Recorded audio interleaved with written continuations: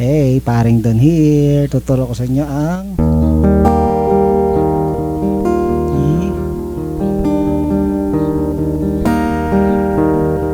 may sumasabay pang ibon. Kumakantang ibon. Yee.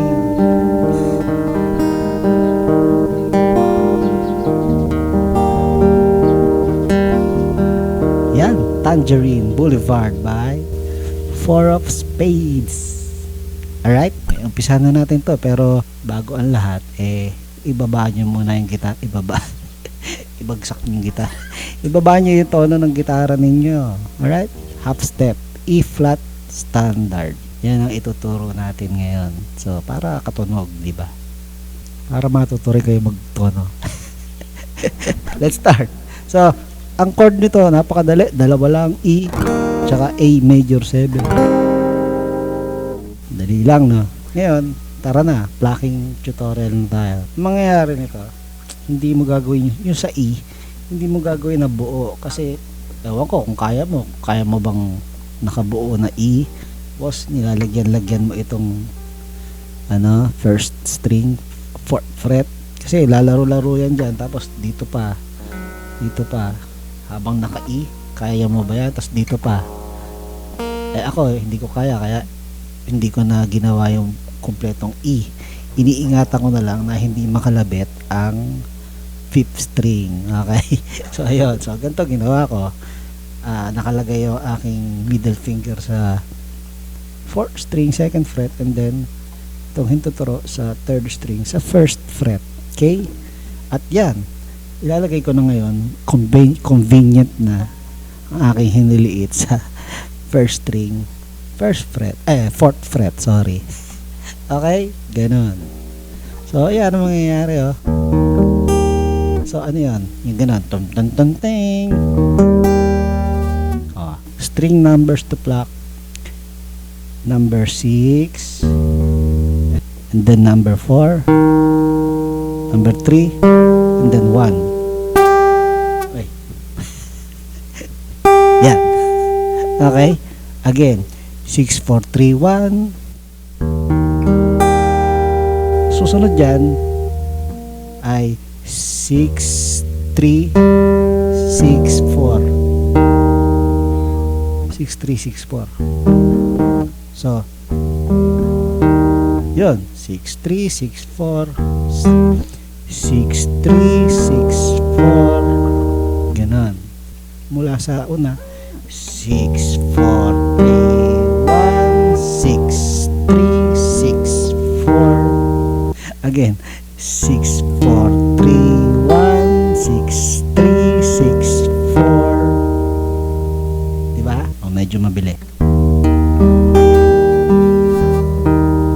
And then, another tipa, lilipat ka na, yung itong fourth fret mo sa first string, magiging second fret. Okay?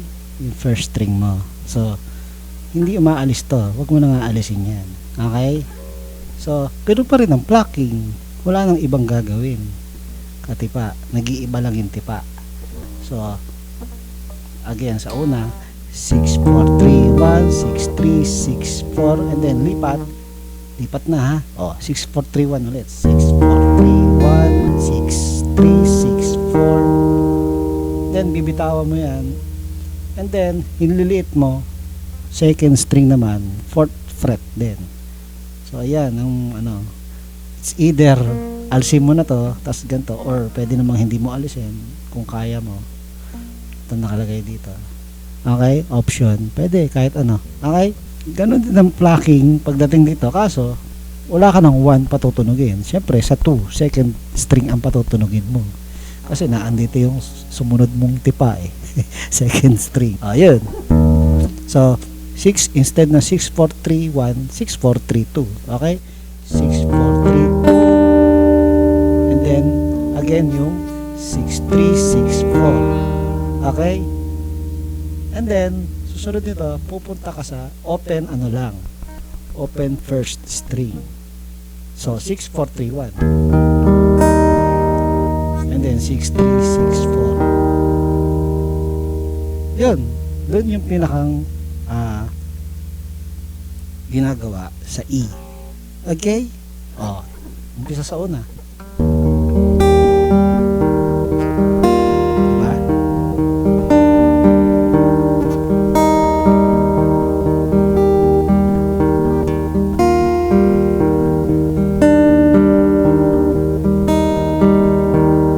Diba? Diba? Ang sarap. And then, susunod na chord yung A major 7. So, nagets mo yung kung ilang beses? 2 beses ko ginawa. Alright? Yung tinuro ko, yung pattern na yun, 2 beses kong ginawa. And then, lilipat ka sa A major 7.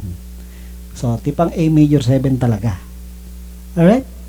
And then, ganun pa rin ang plucking. Pero, syempre, A ka, so 5th string. 5th string ka. So, 5, 4, 3, and then 2. Okay? Hindi 1. 5, 4, 3, 2, and then 5, 3, 5, 4. Gets mo? 5, 4, 3, 2, 5, 3, 5, 4. Diba? Ganon din ang nangyayari. Talagang magfo-focus ka lang sa ibang string. Pero ganon din yung ganon din yung Travis picking niya. Okay? Di ba Travis tawag sa ganyan? Yung nagsasalitan yung anyway. So ayun. 5, 4, 3, 2, 5, 3, 5, 4. And then lilipat sa yung second string, lilipat sa 4th fret. Okay? 5, 4, 3, 2, 5, 3, 5, 4. And then yun ulit. A major 7, ang dulo, patutunugin mo, first string. 5, 4, 3, 1. 5, 3, 5, 4. And then, susunod dito, 5, 4, 3, 1. Pero, may second fret ang first string. Okay? 5, 4, 3, 1. 5, 3, 5, 4. Yan. And then, E na ulit. E. Hindi uulit. Isang beses lang. Diba? Demo sa A major 7. 5, 4, 3, 2, 5, 3, 5, 4. And then lipat dito 4th fret. 5, 4, 3, 2, 5, 3, 5, 4. And then yung open string, first string, 5, 4, 3, 1, 5, 3, 5, 4. And then first string, second fret, 5, 4, 3, 1, 5, 3, 5, 4. Then E na ulit.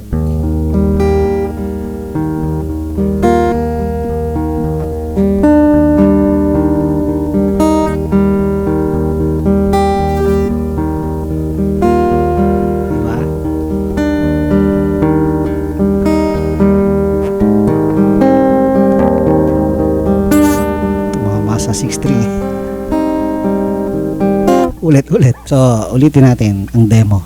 Isang buo. So, 2 beses itong E.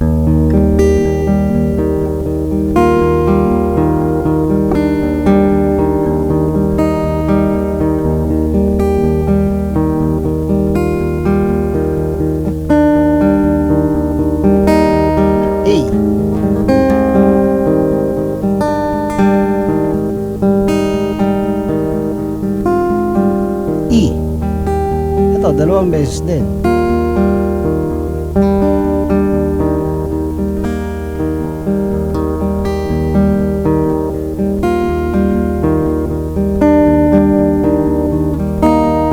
Okay. So, ganun lang. Pero, keep in mind kapag maglilipat ka na ng chorus. Alright, chorus. Kasi, pag nag-chorus ka, hindi ka magdadalawa sa E. Tigisa lang ang A major 7 at E. So, sa chorus pati, ang umpisa mo, A major 7. Okay? So, yun lang ang iisipin mo. Basta yung umpisa, 2 E, 1 A.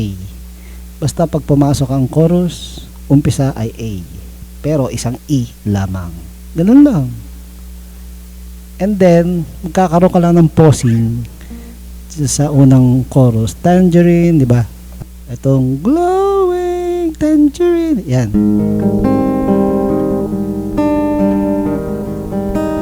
Muli Yan. E.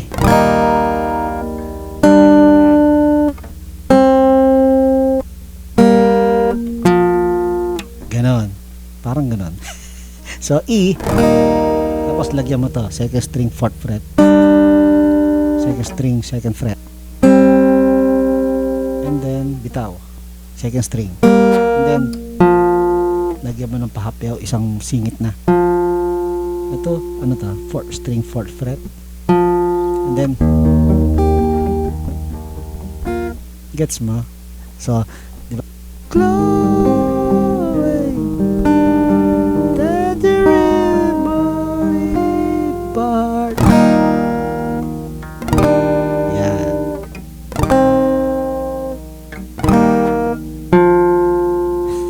Tapos, ano na? Plucking ka ulit.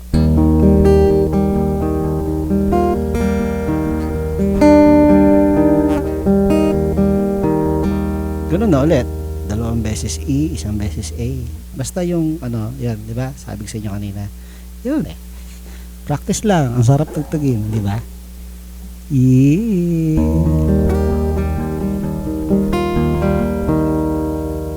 So, pagka nasanay ka sa yan, sa plucking na ganyan, masarap practicein yan. Okay na kanta ito, mapapractice mo yung sarili mo sa plucking. Itinuro ko yung mga strings na kakalabitin, pero actually mas maganda ang pinapractice mo yung sarili mo sa ganyan. Hindi mo iniisip yung pagsaulo ng mga strings na tinuro ko kanina. Ang sauluhin mo yung pagtiyempo mo, kung bakit nangyayari yung ganung plucking. Kumbaga, ito dapat ang pinapractice mo. Lagi kang napapalipat-lipat ng may bass, may treble.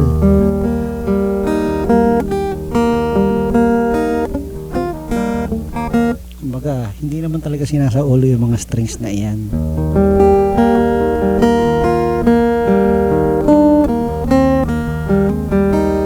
Diba? Kumbaga, pwede kang mag various plucking, magkaroon ng deviation.